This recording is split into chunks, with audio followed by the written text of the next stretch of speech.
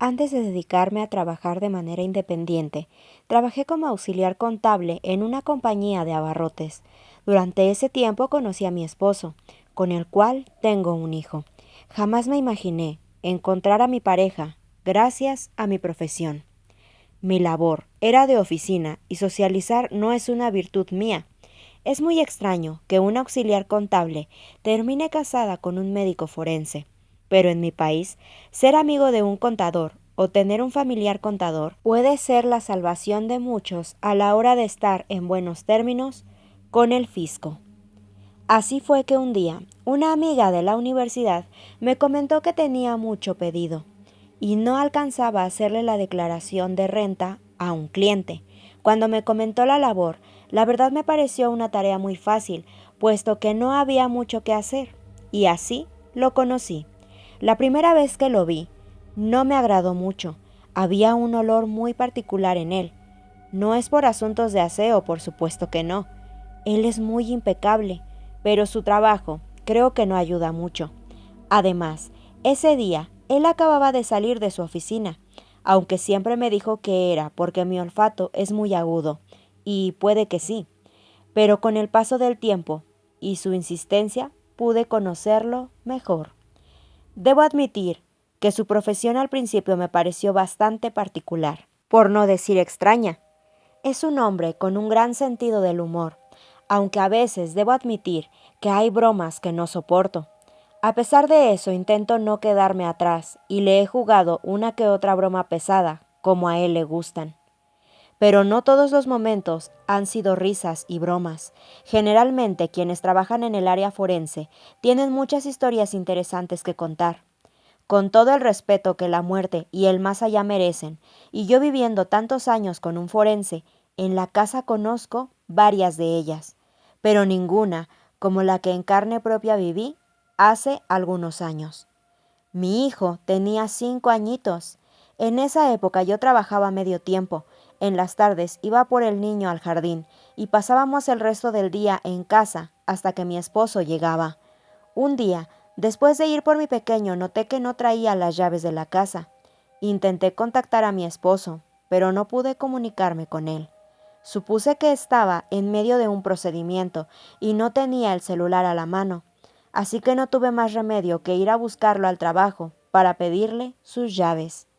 Cuando llegamos, fuimos hasta la zona cercana al cuarto frío en donde él realiza las autopsias. Golpeé y uno de sus colegas salió. Le comenté rápidamente que necesitaba a mi esposo. Lo esperamos unos momentos en el corredor, hasta que salió, y pudimos solucionar el problema de las llaves.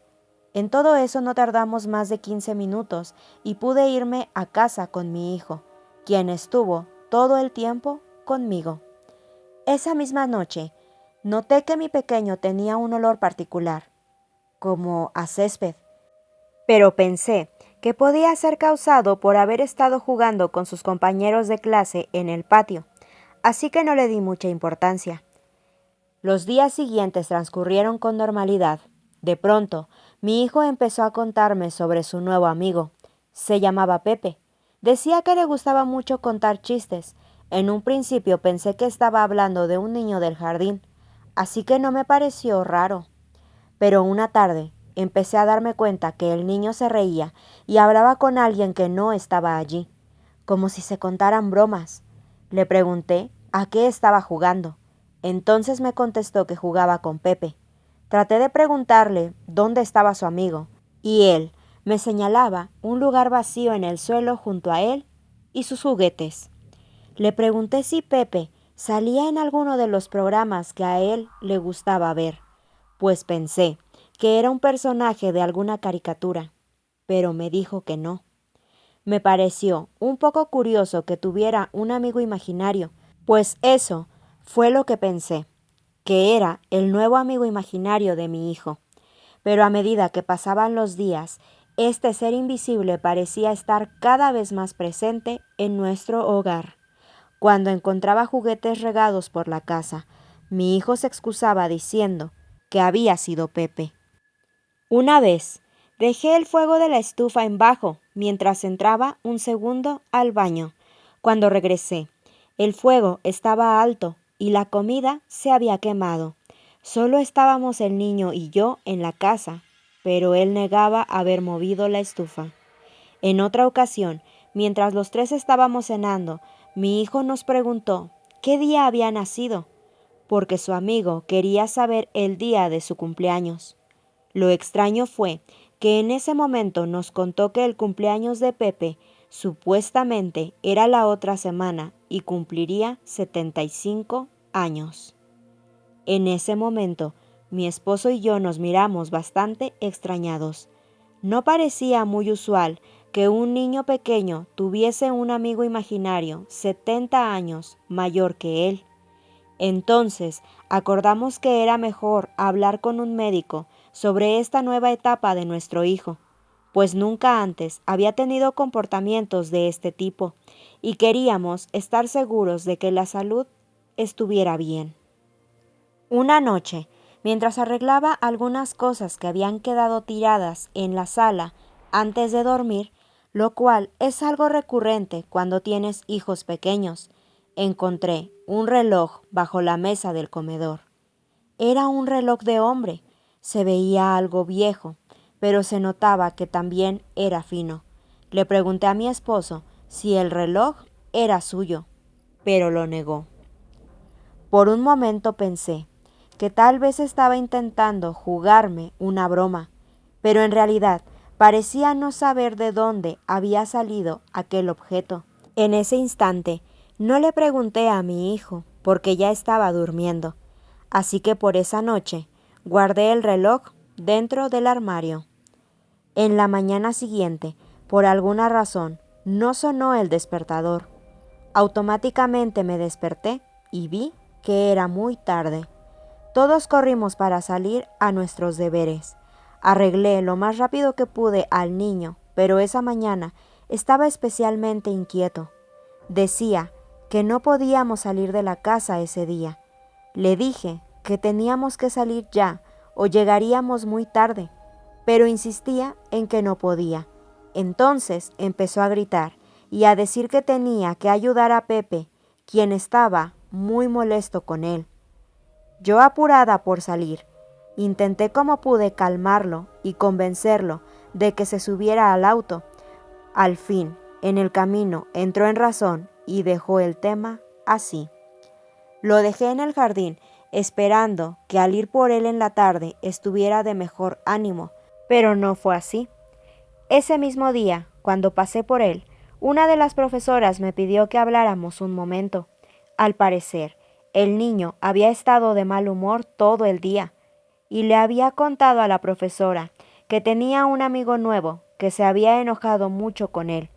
La profesora estaba preocupada porque el supuesto amigo lo había tratado mal y había amenazado con hacerle daño.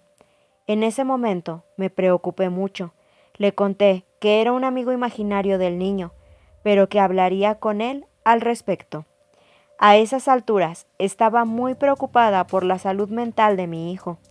Ya habíamos acordado con mi esposo que él buscaría una cita con un colega especialista en niños pequeños.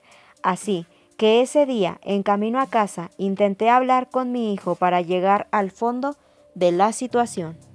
El niño empezó a decirme que no quería volver a la casa, porque su amigo estaba muy molesto con nosotros. Intenté explicarle que su amigo no podía hacerle daño porque no era real, pero entonces él empezó a desesperarse. Sus ojos se llenaron de lágrimas y me insistía en que sí era real, que ni su papá ni yo podíamos verlo, pero que él estaba ahí. Estaba muy bravo por su reloj. En cuanto dijo esto, sentí que la tensión del cuerpo se me bajaba. Tuve que detener el auto y estacionarme en una bahía que estaba muy cerca de donde vivíamos. Respiré e hice un esfuerzo por calmarme. Le pregunté a mi hijo sobre el reloj.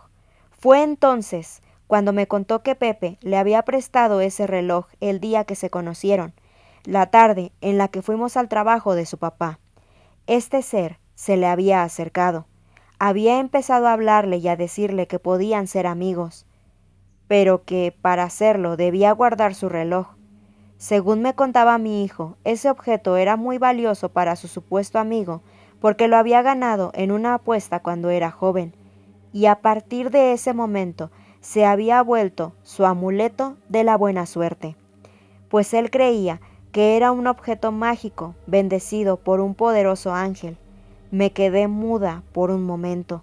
Sentía mucha impotencia por no haber descifrado antes lo que estaba sucediendo en mi propia casa. No sé de dónde saqué las palabras para tranquilizar a mi hijo, pero le aseguré que todo iba a estar bien. Después de eso, le envié un mensaje a mi esposo, pues no me sentía capaz de ir sola con mi pequeño a casa mientras ese reloj estuviese allí. Le dije que me llamara en cuanto saliera del trabajo y que nosotros íbamos a estar por fuera. Como no tengo familia cercana en la ciudad, decidí llevar a mi hijo al parque y a comer un helado, mientras esperábamos a su padre. Cuando por fin me llamó, le conté todo lo que había pasado. Acordamos que él iría primero y sacaría ese reloj de nuestro hogar. Nunca supe qué hizo con él, pero después de eso, mi hijo no volvió a ver a ningún ser invisible. Decidimos llevarlo al psicólogo, quien nos aseguró que no tenía ningún problema de salud mental. Nunca supe en qué momento fue que mi pequeño se encontró con este ser, pues por más que he repasado una y otra vez ese día en mi mente, no recuerdo haberlo dejado solo ni por un instante. Si este video te gustó, dale corazoncito, sígueme y no olvides suscribirte a mi canal de YouTube y seguirme en todas mis redes sociales. Yo soy Comando Hops. Bye.